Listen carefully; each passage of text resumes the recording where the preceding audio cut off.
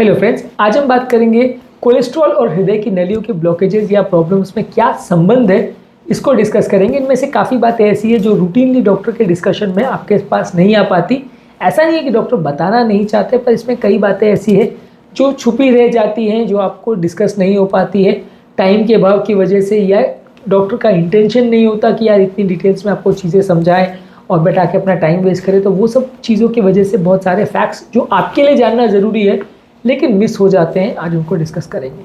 Topic पर जाने से पहले जो लोग हमारे चैनल पर नए हैं उन्हें रिक्वेस्ट करूँगा कि चैनल को सब्सक्राइब करें, वीडियोस को लाइक करें, फॉलो करें, कमेंट करें, पूरा देखें और शेयर भी करें।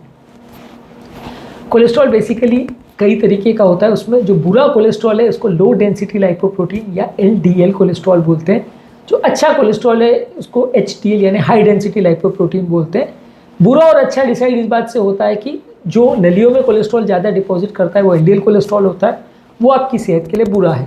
जो नलियों में कोलेस्ट्रॉल को खींच के लेके लिवर के पास लाता है, उसका मेटाबॉलिज्म करवाता है, वो अच्छा कोलेस्ट्रॉल है, वो HDL कोलेस्ट्रॉल है। इसके अलावा जो ट्राइग्लिसराइड्स वगैरह होते हैं वो भी ब्लॉकेजेस करते हैं, ऐसा काफ़ी स्टडीज़ ने शो किया है, पर वो उतना ज़्यादा अग्रेसिव नहीं करते प्रॉब्लम जितना कि LDL से होता है।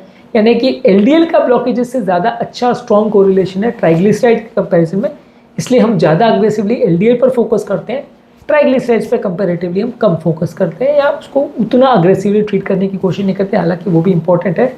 इसके अलावा बाकी जो है IDL है, VLDL है, काइलोमाइक्रॉन्स है, रेशियोज़ है, वो सारी चीज़ें भी आपके लिपिड प्रोफाइल में लिखी रहती है, और उन चीज़ों का उतना ज़्यादा इंपॉर्टेंस नहीं है। आपको सबसे ज़्यादा फोकस आपके LDL लेवल पर करना है और ट्राइग्लिसराइड पर करना है।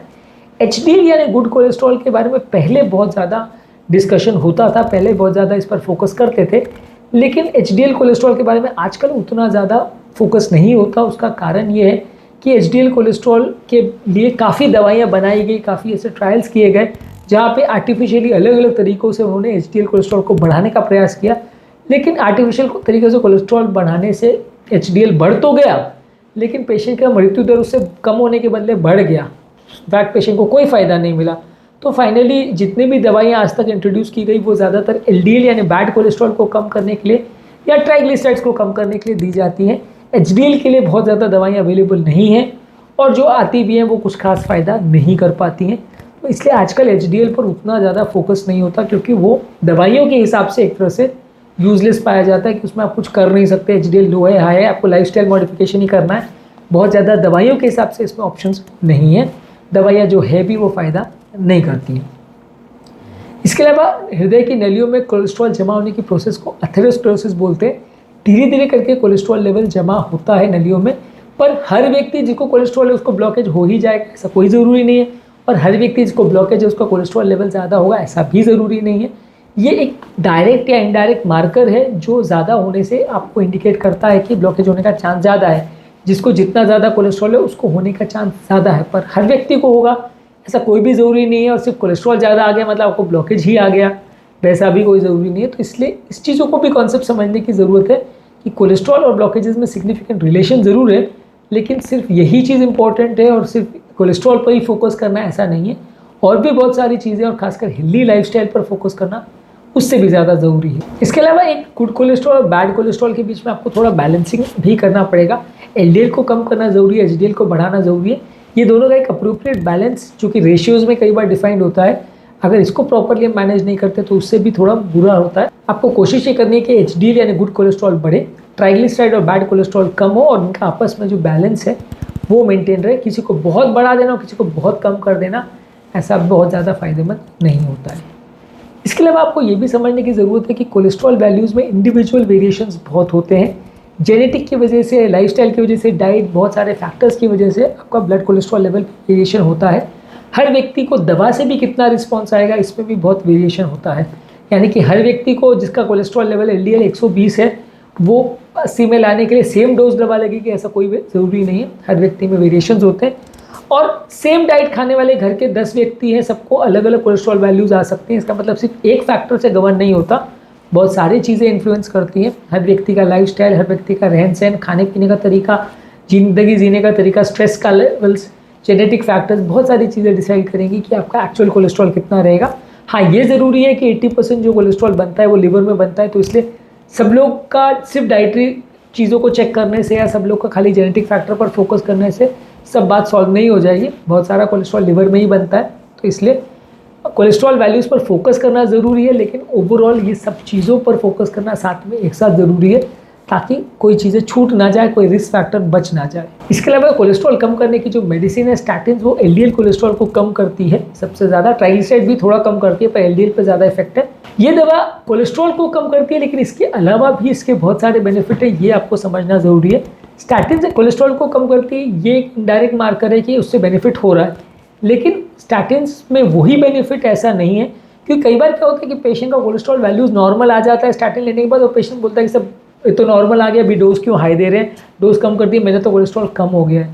तो ऐसा नहीं है कि स्टैटिन्स जो है सिर्फ कोलेस्ट्रॉल को ही कम करके फ़ायदा दे रही है। बहुत सारे सेल के जो रिसेप्टर लेवल है और जो एंडोथेलियल का जो फंक्शन है, वहाँ पे क्लॉटिंग की जो टेंडेंसीज़ है, मेम्ब्रेन का स्टेबलाइजेशन है, जिसकी वजह से हार्ट अटैक सबसे मैक्सिमम आता है, ये सारी ही चीज़ों को अफेक्ट करता है स्टैटिन।